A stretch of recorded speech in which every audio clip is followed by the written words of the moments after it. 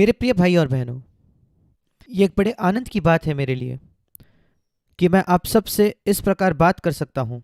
आप जो संसार के अलग अलग जगहों से जुड़े हो, जवान लोग, मैं चाहता हूँ कि आप याद रखें, यद्यपि आज हम देखते हैं परमेश्वर के महान जन जो बूढ़े हैं, बड़े हैं, 50 वर्ष के, 60 वर्ष के, पर जब आप बाइबल को पढ़ते हो, यीशु मसीह ने चुनाव किया जवानों का उसके शिष्य होने के लिए। ये कभी ना भूले, यीशु मसीह खुद 30 वर्ष का था, वो 60 वर्ष का नहीं था जब उसने अपने सेवकाई की शुरुआत की। और वो कहता है मेरे पीछे चलो। वो यहां आया ना केवल हमारे पापों के लिए मरने के लिए, पर हमारे पापों के लिए मरने से पहले वो 33.5 वर्ष जिया हमारे लिए एक उदाहरण होने के लिए। ये बहुत महत्वपूर्ण है। अगर इकलौता उद्देश्य ये था कि मसीह हमारे पापों के लिए मरे, तो फिर परमेश्वर उसे इस पृथ्वी पर एक पूरा बड़ा हुए मनुष्य जैसा भेज सकता था, आदम की तरह। आदम बच्चा होकर बड़ा नहीं हुआ, मसीह वैसे आया और वो हमारे पापों के लिए मरा। परमेश्वर किसी न किसी तौर पर उसे मनुष्य जाति से जोड़ सकता था, वो सर्वशक्तिमान परमेश्वर के लिए कठिन नहीं था। फिर क्यों परमेश्वर ने अनुमति दी यीशु मसीह को कि वो एक बालक, एक नवजात के तौर पर जन्म ले और फिर वो बड़ा हो, एक छोटा लड़का किशोर अवस्था के वर्षों में। और सारे प्रलोभन जो आते हैं किशोर अवस्था के बच्चों को, सबसे बड़ा सत्य जो मैंने पाया है बाइबल में, जिसने मेरे जीवन को पूर्ण तौर पर बदल दिया, मैं उस सत्य को आपसे बांटना चाहता हूं। मेरे नए जन्म के बाद सबसे पहले मैंने पवित्र आत्मा के बपतिस्मा को, पवित्र आत्मा की भरपूरी को खोजा। और ये कई वर्षों बाद था, मेरे नए जन्म के बाद। और उसके बाद एक दूसरी बड़ी बात जो मेरे जीवन में हुई, जब परमेश्वर ने मेरी आंखें खोली एक सत्य के लिए, और वो है उसने मुझे सक्षम किया कि मैं एक विजय का जीवन जीऊं। मैं निराशा पर जयवंत हो जाऊं, मैं खुद पर दोष लगाने से जयवंत हो जाऊं। और ये वो सत्य है जो इब्रानियों की पत्री उसके 4 अध्याय और उसके 15 वचन में लिखा है। अगर आपके पास एक बाइबल है, आपको इन 2 वचनों को हमेशा याद रखना है। ये मेरी ईमानदार गवाही है, 45 वर्षों से अधिक ये 2 वचनों ने मेरे जीवन को बदल दिया है। और जब मैंने पहले इसे समझा, मैं केवल 35-36 वर्षों का था तब। मुझे इतने समय इंतजार करने की जरूरत नहीं थी। अगर किसी ने मुझे सिखाया होता जब मेरा पहला नया जन्म हुआ था 19 के वर्ष में। आप में से कुछ जवान हो, मैं कुछ समय में उस पर आऊंगा। आपको सबसे पहले क्या करना पड़ेगा, आपके उद्धार की आश्वासन, और फिर परमेश्वर आपका पिता है, मैं वहां आता हूं। पर यहां लिखा है इब्रानियों 4:15 में प्रभु यीशु के विषय में, क्योंकि हमारा ऐसा महायाजक नहीं जो हमारी निर्बलताओं से हमारे साथ दुखी ना हो सके। इंग्लिश में लिखा है सहानुभूति ना रख सके। क्या आप जवान नहीं महसूस करते कभी कभी जब आप संघर्षों का सामना करते हो, कौन मेरी सहानुभूति कर सकता है? सहानुभूति मेरे साथ, ये एक अद्भुत वाक्य है।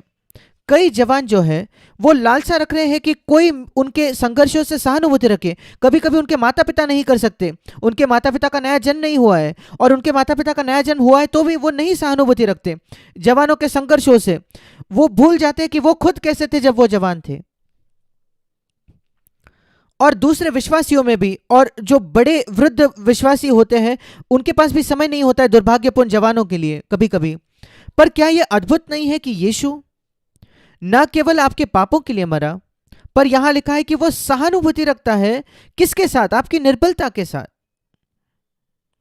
इसे आज सुने और इसे कभी ना भूले। आपके पास निर्बलता है, आप सब जवानों जानते हो कि आपकी निर्बलता क्या है, आपकी निर्बलताएं क्या है। आप निराश हो जाते हो, आप बहुत ज्यादा प्रलोभित होते हो यौन क्षेत्र में, ये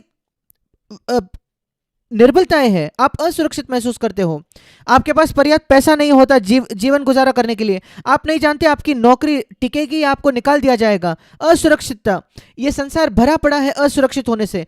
और मेरा विश्वास है कि परमेश्वर ने संसार को वैसे बनाया है ताकि लोग उसकी ओर मुड़ सके। क्या आपको याद है जब इस्राएली लोग जंगल में थे, और हमने उस कहानी को पढ़ा है कि जब वे वहां उस जंगल में थे, मरुभूमि में थे, वहां लिखा है कि वहां सांप थे जिन्होंने आकर उन्हें काटा। और परमेश्वर ने उसकी अनुमति दी ताकि वे उनके परमेश्वर की ओर मुड़े। और जब वे उसकी ओर मुड़े, परमेश्वर ने मूसा से कहा, एक पीतल का सांप बना और उसे एक खंभे पर लगा। वो मसीह का चित्र है जो क्रूस पर लटका, और उसकी ओर देखो, और जो कोई उसकी ओर देखेगा वे चंगे हो जाएंगे। और वो जो सांप के काटे हुए लोग थे, उन पीतल के सांप को देखकर वे चंगे हो गए। और यीशु ने उसी उदाहरण का हवाला देकर कहा, जैसे मूसा ने उस जंगल में सांप को उठाया, वैसे ही मैं क्रूस पर उठाया जाऊंगा। और परमेश्वर कठिनाइयों की अनुमति देता है उस जंगल के सांपों की तरह, ताकि हम क्रूस को देख सके और हम पूर्ण छुटकारा पा सके। हम यीशु को देख सके जो हमारे साथ सहानुभूति सहानुभूति सहानुभूति रख सकता है, हमारी निर्बलता के साथ अपने जीवन भर इसे याद रखे। और वो कैसे सहानुभूति रखता है? परमेश्वर जो स्वर्ग में है वो हमारे साथ सहानुभूति रख सकता है, क्योंकि वो सर्वशक्तिमान परमेश्वर है। वो तो अनंत काल से ये कर सकता था, वो आदम के साथ सहानुभूति रख सकता था। पर यीशु मसीह आने के बाद, जब यीशु आया, उसने हमारे साथ सहानुभूति रखता है एक बिल्कुल अलग तरीके से, व्यक्तिगत अनुभव के द्वारा। क्या आप जानते हो, अगर आप किसी माता को पाते हो जिसने अभी अपने इकलौते बच्चे को खो दिया है, आप और मैं शायद जाकर उसके सांत्वन कर पाए, पर एक दूसरी माता जिसने अपने इकलौते बच्चे को उसी उम्र में खो दिया था, वो उस माता को ज्यादा सांत्वन दे पाएगी। क्यों? आपसे और मुझसे ज्यादा। यद्यपि हम शायद बाइबल को ज्यादा जान सकते हैं, क्योंकि वो माता ने वही दुख को झेला है और उस परीक्षा को सहा है, उस प्रलोभन को सहा है जिसको ये माँ सह रही है। और अनुभव जैसा और कोई बात नहीं। हमारे पास बहुत ज्ञान हो सकता है, बहुत वचन हो सकते हैं दूसरों को प्रोत्साहित करने के लिए, पर आप जब किसी से खुद गुजरते हो, अनुभव करते हो, तब आप दूसरों के साथ सहानुभूति रख पाते हो जो उसी को झेल रहे हैं। जब मैं अपने जीवन को देखता हूं, कई चीजें हैं जिसमें परमेश्वर ने मुझे ले गया है। मेरे नौसेना छोड़ने के बाद आर्थिक समस्या, संघर्ष, कई चीजें। इसलिए मैं समझ सकता हूं वो लोग जो उस संघर्ष को सामना कर रहे हैं। अब यीशु, यहां लिखा है, वो इस पृथ्वी पर आया और क्रूस पर मरने से पहले यहां उसके साथ ये हुआ 33.5 वर्षों तक। इब्रानियों 4:15, वो सब बातों में हमारे समान परखा तो गया, हमारे समान। मेरा विश्वास है ये सबसे महान सत्य है जो नए जन्म पाए हुए जवानों को जानने की जरूरत है। अगर आपका नया जन्म नहीं हुआ है तो पहली चीज आपको जानने की जरूरत यह है कि यीशु मसीह आपका व्यक्तिगत उद्धार करता है। मैं एक क्षण में उस पर आऊंगा, पर यहां सबसे पहले लिखा है, अगर आपका नया जन्म हुआ है तो मसीह आपके जीवन में आ चुका है, तो आपको यह देखने की जरूरत है कि यीशु, वो इस पृथ्वी पर जिया, वो वैसे ही प्रलोभित हुआ उन प्रलोभनों से जो आप प्रलोभित होते हो जिनसे।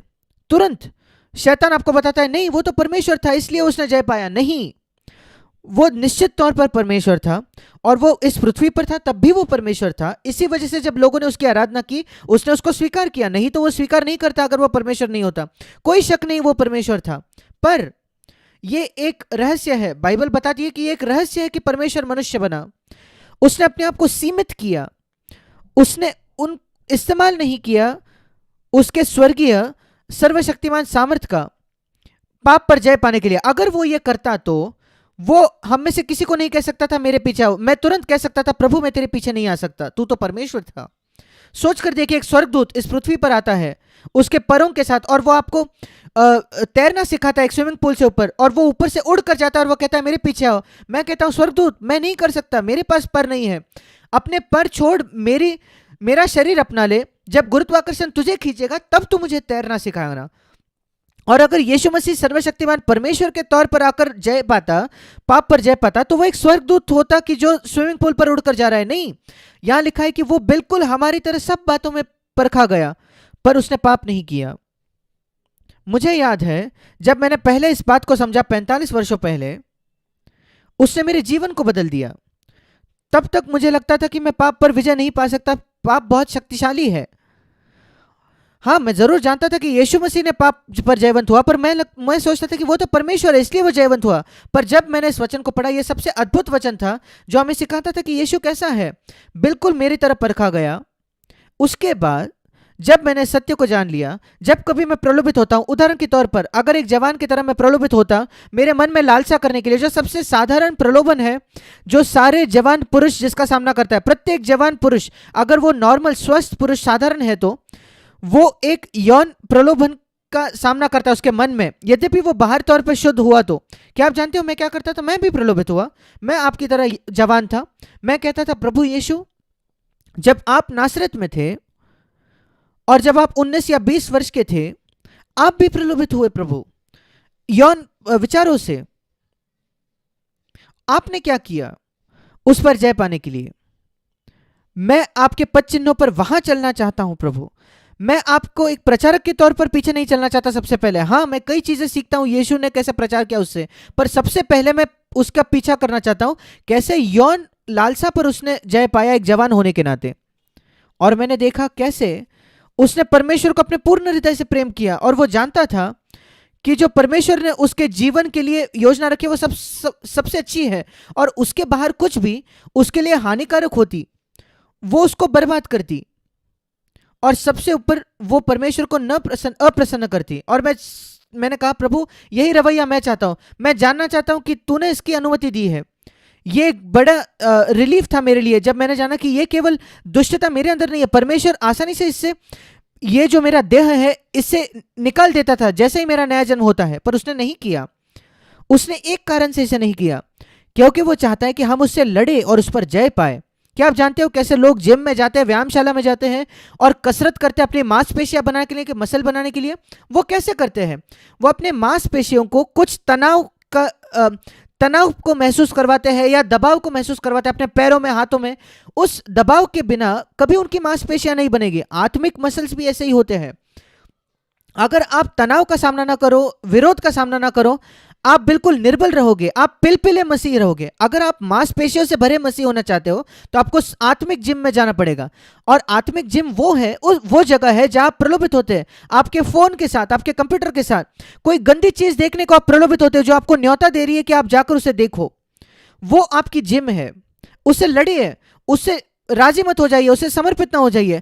आप बड़े पिलपिले निर्बल मसीह हो गए अगर आप समर्पित हो जाओगे उसके, तो उससे लड़िए। अगर आपके पास सामर्थ नहीं है लड़ने को, तब आपको परमेश्वर को पुकारना है, प्रभु मेरी सहायता कर।